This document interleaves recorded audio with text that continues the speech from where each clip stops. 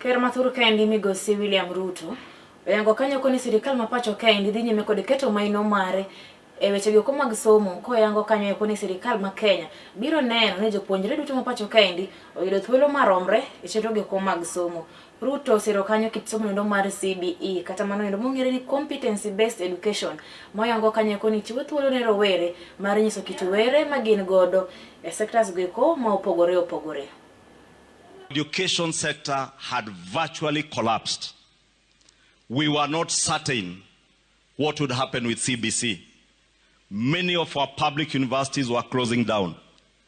We were not certain whether the children who are in grade 9 would proceed to JSS in primary school or in high schools. We had capitation.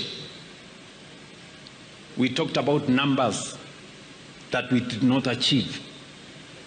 Even some of the resources came late.